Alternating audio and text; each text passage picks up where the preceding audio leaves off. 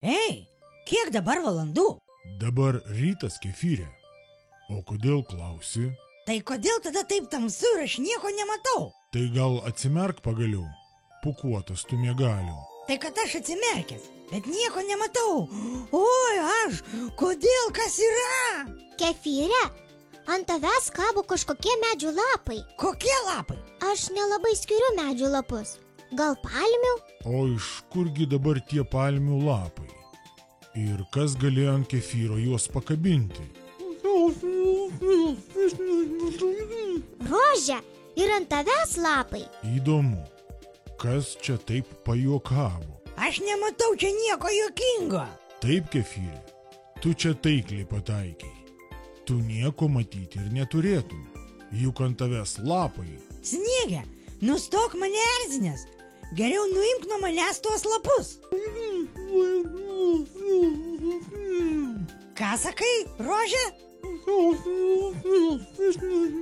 Kalbėk aiškiau. Nieko nesuprantu. Aš galvoju, kad šios lapus pakabino Dominykas, tam, kad gražiau būtų. Kas gražiau? Kam gražiau? Kur gražiau? Aš nieko nematau, va tau ir gražiau. Manau, kad Dominykas taip norėjo papuošti kambarį. Aš nesutinku, kad norint papuošti kambarį būtinai reikia kažką ant manęs kabinti. Bet juk ne tik ant tavęs vieno pakabino. Ant Rožės taip pat. O man visai gražu. Tik gaila, kad Kefyras nieko nemato, o Rožė negali kalbėti. Tai aš ir sakau, kamgi čia gražiau, jeigu aš nieko nematau. Bet Kefyre, aš manau, kad Dominykas taip tave norėjo papuošti.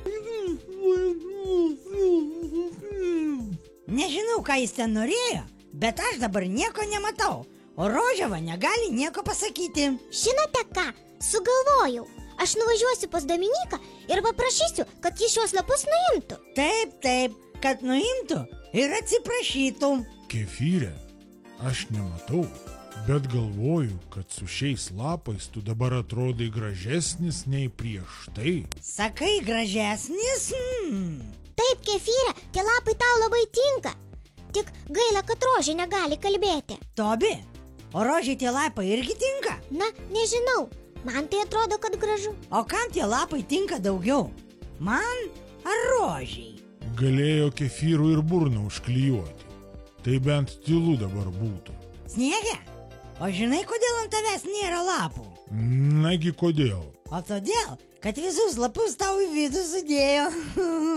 Ot ir ne. Mano viduje tik maistas. Ir beje, labai tvarkingai sudėtas. Įdomu, kokia proga Dominykas lapais papuošė kambarį. Aš nežinau, kokią progą papuošė, bet aš laukiu progos, kad mane nupuoštų.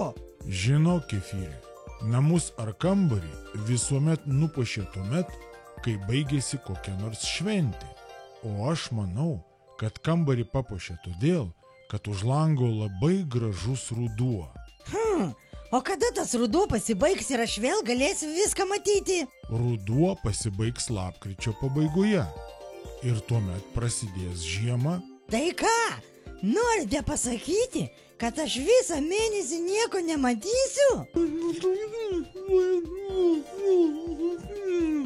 Rože, tu vieną kartą susikaupk ir aiškiai pasakyk, ką tu čia murmi. Manau, Rožė mums nori pasakyti, kad greitai tvarkys kambarį ir tuos lapus nuo jūsų nuims. Aš laukiu, nesulaukiu.